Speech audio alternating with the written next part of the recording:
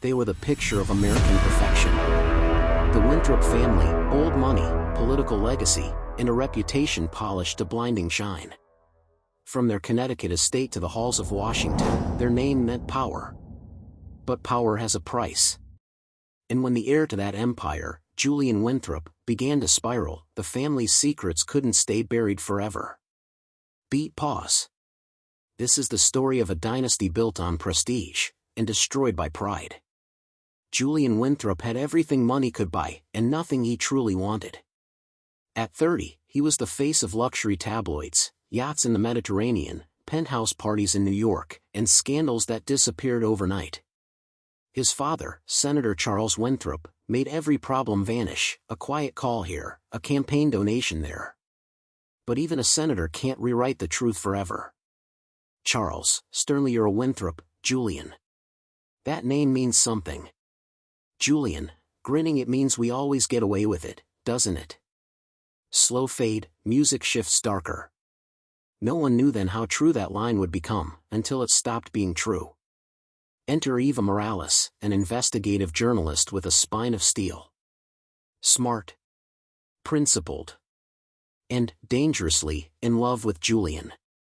She believed she could change him. He believed he could control her.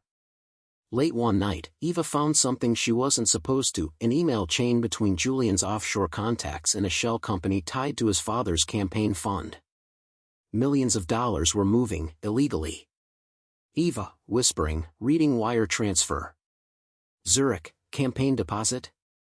My God, Julian, what did you do? She confronted him the next day. Eva, tell me it's not true. Julian, smirking, you think I'm stupid enough to leave a trail? Eva, there's always a trail. And I found it. That was the last fight anyone ever heard about. 3 days later, Eva Morales vanished. At first, it looked like she'd gone off-grid. Her apartment door was locked. But her laptop was missing, and her phone was found abandoned near the river docks. Julian claimed ignorance. Julian, coolly to police Eva's impulsive. Maybe she needed space. Journalists do that, right? Detectives weren't convinced. Security cameras showed Julian's car driving through her neighborhood the night she disappeared. And in the Winthrop estate's private garage, the family's Rolls-Royce had been scrubbed spotless. Too spotless. One investigator later said, it smelled like bleach and panic. The Winthrops closed ranks immediately. Charles called in favors. Lawyers worked overtime. Political allies denied everything. Charles, furious, you will not destroy this family over a woman.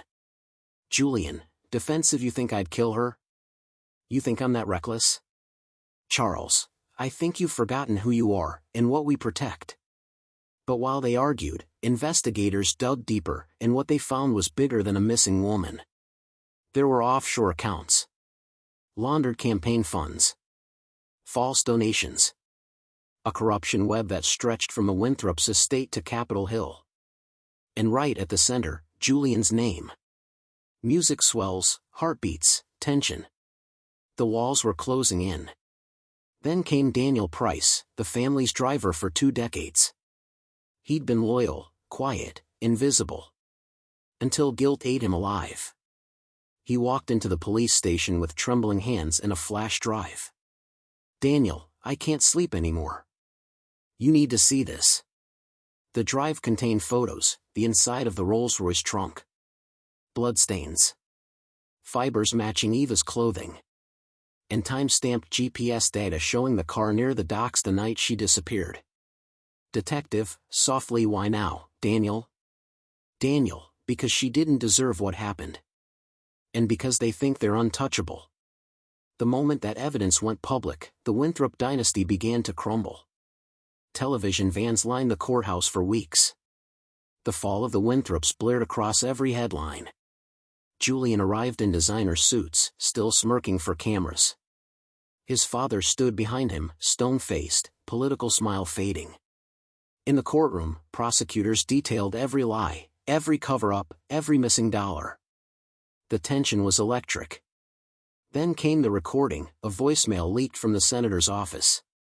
His voice, calm but chilling. "Charles, do whatever it takes. No one destroys this family." The room went silent. Even Julian turned to look at his father in disbelief.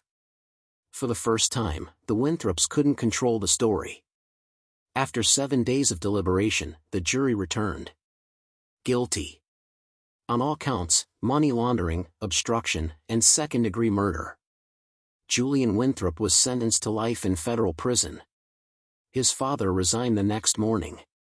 Reporters surrounded the mansion gates, shouting, "Senator Winthrop! Any remorse?" "Charles, quietly, my only remorse is that I thought I could protect him." That same day, the Winthrop estate went dark, windows shuttered, cars gone. An empire of influence reduced to a hollow echo. 5 years later, a journalist, Eva's colleague, visited Julian in prison. He was thinner, quieter. The arrogance was gone. "Journalist, do you think you were born this way, or made this way?" "Julian, after a long silence all my life, I was told to win.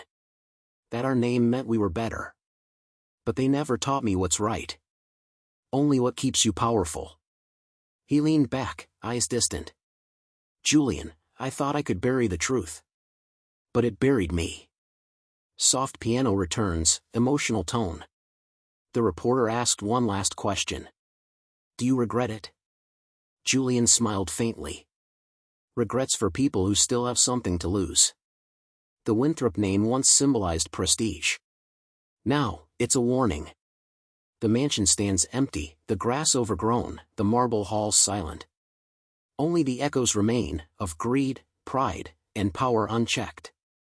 Because in the end, money can buy silence, but not innocence. And as history always proves, if you do the crime, be ready to do the time.